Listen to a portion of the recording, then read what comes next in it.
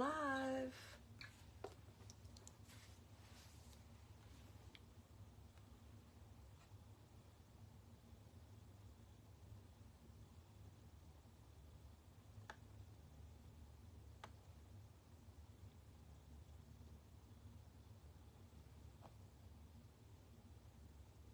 Hello, welcome to Reading with Miss Taylor Said.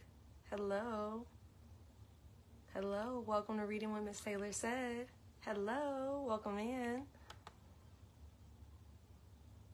Welcome in, welcome to Reading with Miss Taylor Said. We're getting started on a new book today. You Are a Badass by Sincero. We're starting You Are a Badass by Sincero. Hello, welcome to Reading with Miss Taylor Said. We're starting a new book today. I got Facebook up here. I got Instagram down here.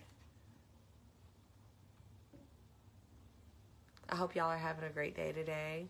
I gotta get my energy right in here. I don't know where my incense are, but it's okay. The energy is good. The energy is very good. I hope y'all are having a great day. Took a week off last week. I got a lot of stuff going on because, as you know, if you ain't new to this, you already know I'll be having a lot going on, and every time I start the show, that's when my life upheaves. So I got a lot going on as usual, but we're getting started on the new book today, and I'm really excited to get started on a new book today.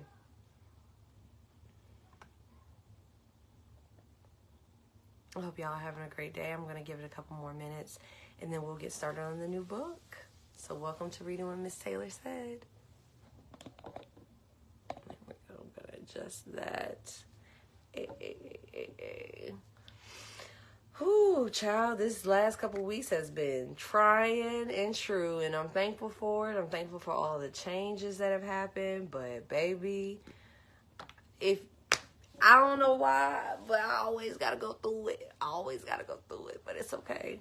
I'm going to keep a smile on my face. I'm going to read these books to feed my mind and to feed your minds. And we're going to get through this. I'm going to get through this. My family, we're going to get through this. And it's going to be great. I hope y'all had a great weekend. Y'all check in and say, hey, how y'all doing today? I'm going to wave at y'all.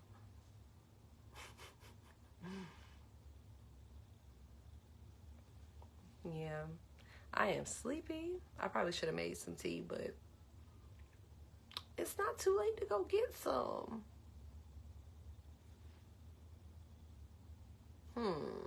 I'll be right back. Don't move. Don't go nowhere. I'll be right back.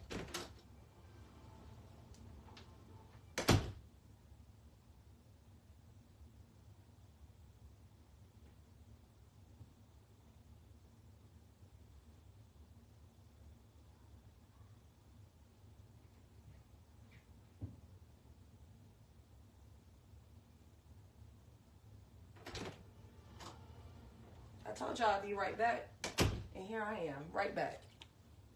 Almost. I'm gonna find these incense. Get one of them going.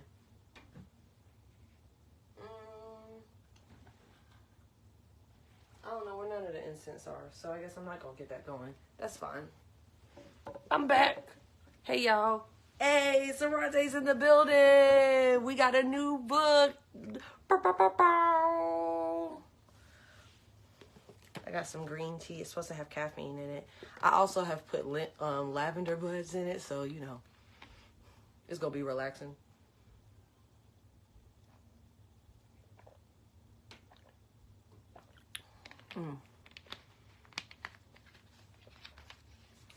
What you're looking for, I know what you're looking for. I don't know why that song is stuck in my head right now.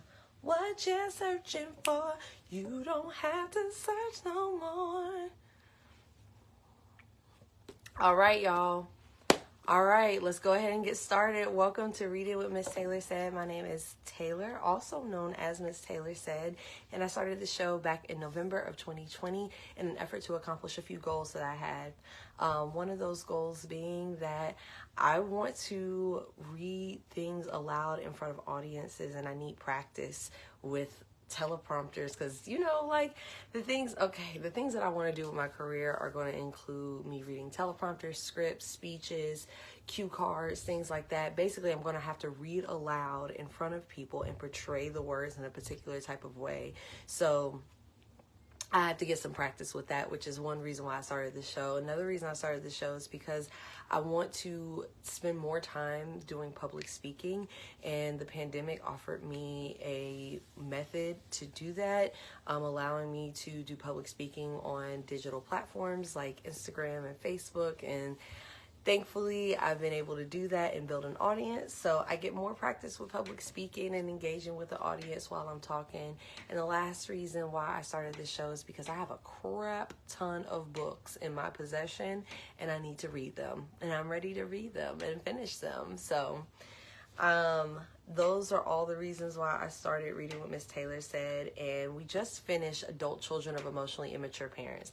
Now, I had everybody vote on what book they wanted to read, and overwhelmingly, You Are a Badass, How to Stop Doubting Your Greatness and Start Living an Awesome Life was overwhelmingly the book that everyone chose.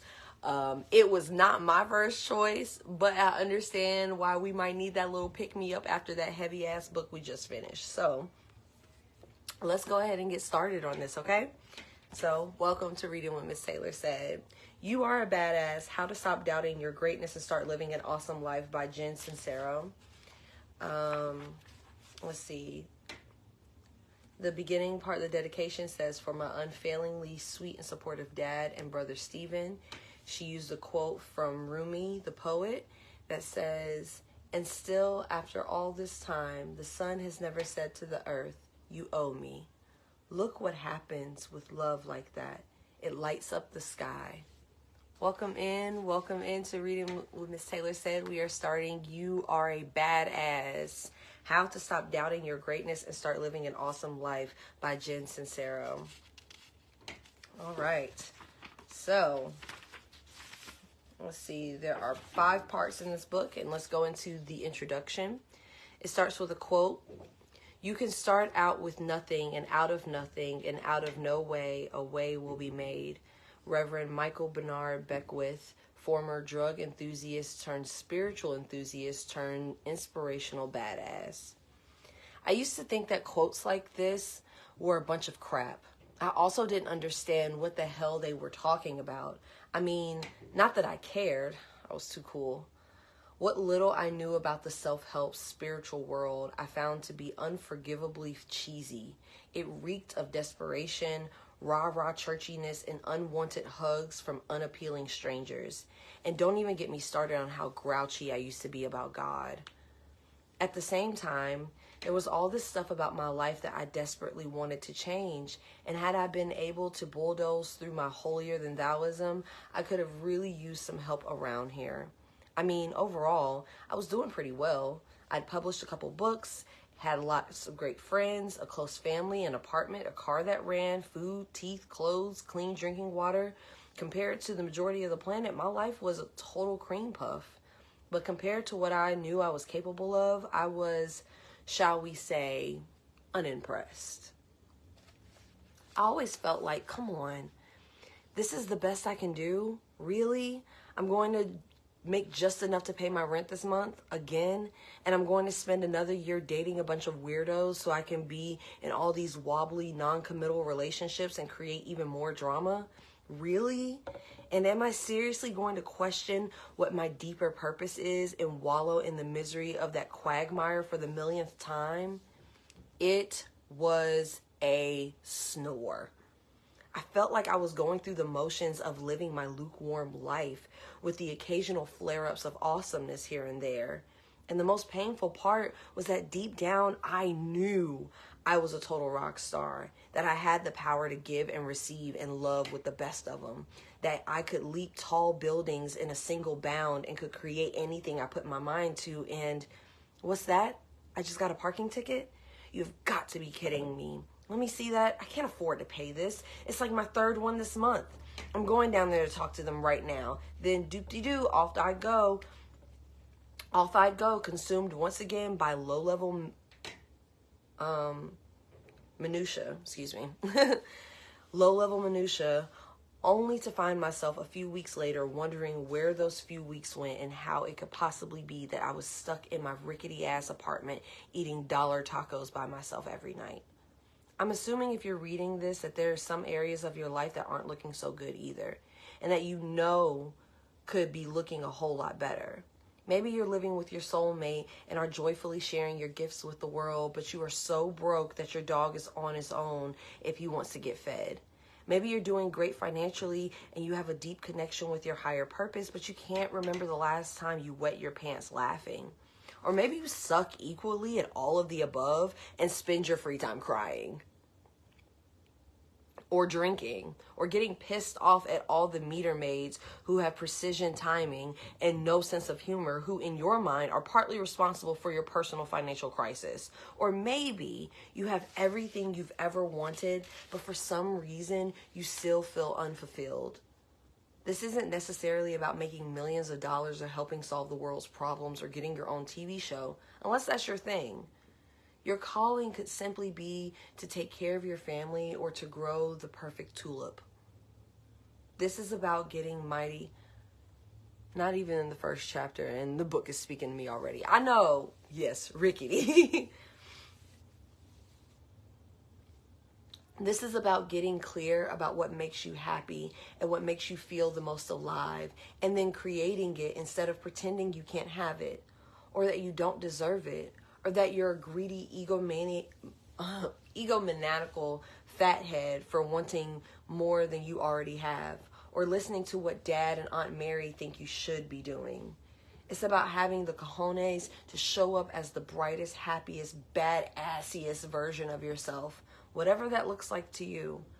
The good news is that in order to do this, all you need to do is make one simple shift. You need to go from wanting to change your life to deciding to change your life. Wanting can be done sitting on the couch with a bong in your hand and a travel magazine in your lap. It can be done. Deciding means jumping all the way in, doing whatever it takes and going after your dreams with the tenacity of a dateless cheerleader a week before prom night. Damn.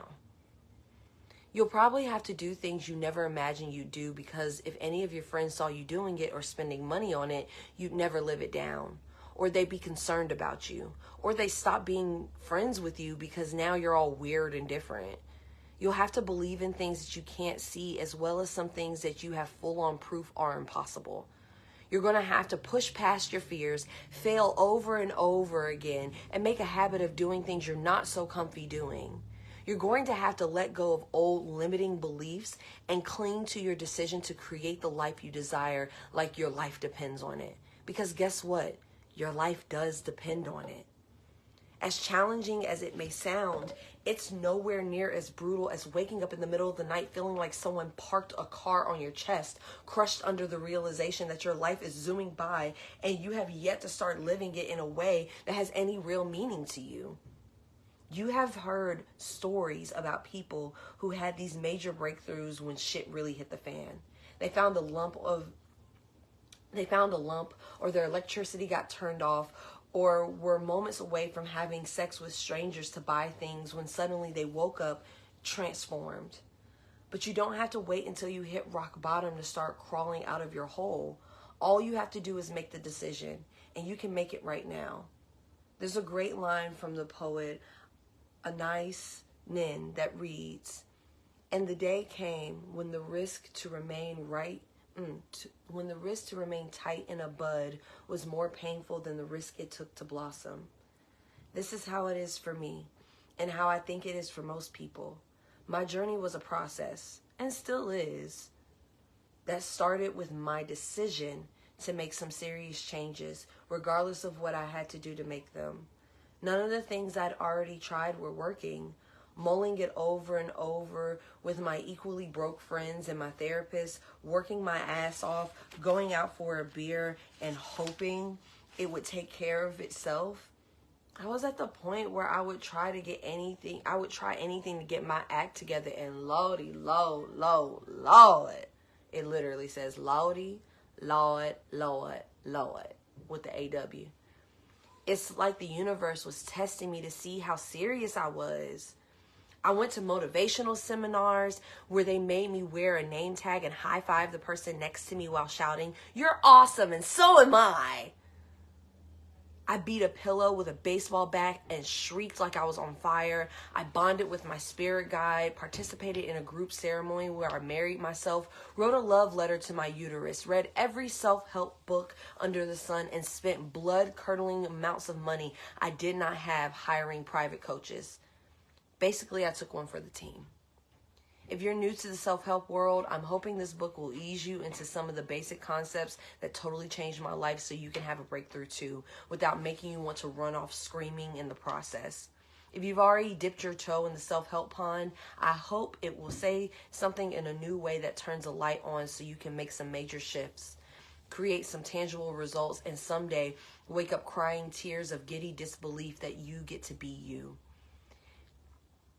And if I could save one person from ever having to take their inner child and if I can save one person from ever having to take their inner child on a play date, I have done my job. I'm not a big fan of that because I think inner child work, regardless of how your childhood went, is really important. But we'll see what happens. My main focus when I started working on myself was how to make money. I had no idea how to make it on a consistent basis and was totally weirded out by admitting that I even wanted to do it in the first place. I was a writer and a musician. I felt it was sufficient and quite noble, thank you very much, to focus on my art and let the money part work itself out. That went real well. But I saw so many people doing such sleazy and heartbreaking things to make money, not to mention those people who were working jobs that were death of a thousand wounds boring, that I wanted no part of it. Add to that my slew of other crippling beliefs about the unholy dollar, and it's wonder I wasn't eating out of a dumpster. I finally realized that I needed to not only focus on making money, but that I also needed to get over my fear and loathing of it if I wanted to start pulling it in. This is when the self-help books started infiltrating my house and the name tags assumed their mandatory and humiliating posts above my left boob. Eventually, I took my credit card debt to unthinkable heights by forking over more money than I paid with all my janky cars put together and hired my first coach. Within the first 6 months, I tripled my income with an online business that I created around coaching writers. And now I've grown it to a place where it affords me the means and luxury to travel the world freely while I write, speak, play music, and coach people in all the areas of their lives, using many of the concepts I used to so enjoy rolling my eyes at, and with which I am now obsessed.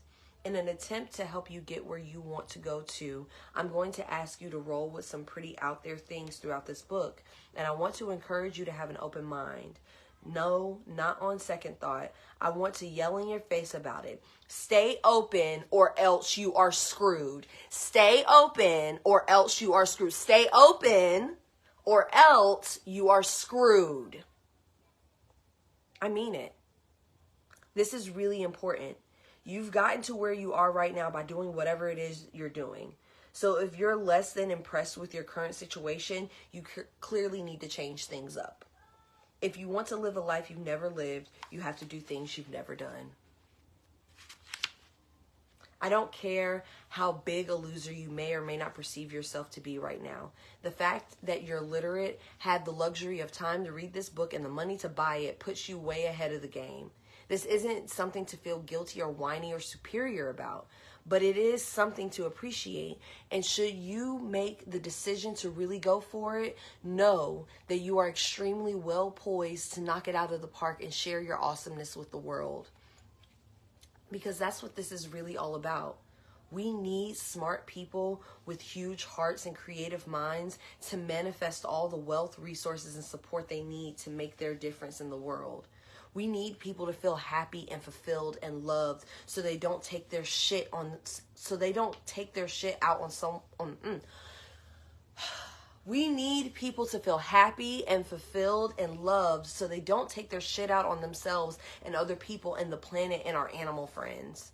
We need to be surrounded by people who radiate self-love and abundance, so we don't program future generations with gnarly beliefs like money is bad and I'm not good enough and I can't live the way I want to live.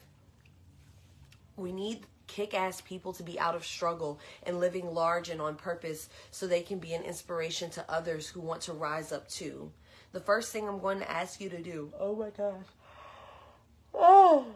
I'm not going to make it very far, y'all. This is going to be a short episode.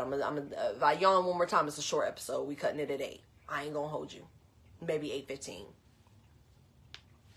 The first thing I'm going to ask you to do is to believe that we live in a world of limitless possibilities. I don't care if you have a lifetime of proof that you can't stop shoving food in your face and that people are intrinsically evil, or that you couldn't keep a man if you were handcuffed to his ankles. Believe that anything is possible anyway. See what happens, what you don't have to lose. If you are trying, see what happens. What do you have to lose? If you try getting through this book and decide it's a bunch of crap, you can go back to your sucky life. But maybe if you put your disbelief aside, roll up your sleeves, take some risk, and totally go for it, you'll wake up one day and realize you're living the kind of life you used to be jealous of. I want to see something before I continue, because I have the yawns and I'm very, very, very, very, very, very, very, very tired and hungry. So let me just see. If you still in here, say hey. All right, y'all. Love you so much, but this episode is going to get cut short.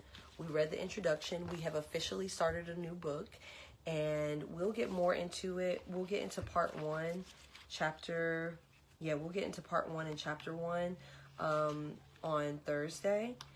I'm going through a lot of transitions right now, as fucking usual. I'm going through a lot of transitions right now, so my energy levels are low for extracurricular activities, and right now this is an extracurricular activity. But once everything is settled, once I am firmly in place again, then we'll have longer, fuller episodes and probably can add more episodes a week. But as of right now, this is all I have today. I want to say I'm optimistic about how this book is going to go. I have a feeling this is going to kind of fall into belief systems that I'm not a part of. But I'm open. I'm open because either I'm opened or I'm screwed. So I'm going to be open. We'll get through it. This is the book y'all voted for, so we're going to get through it. And it seems like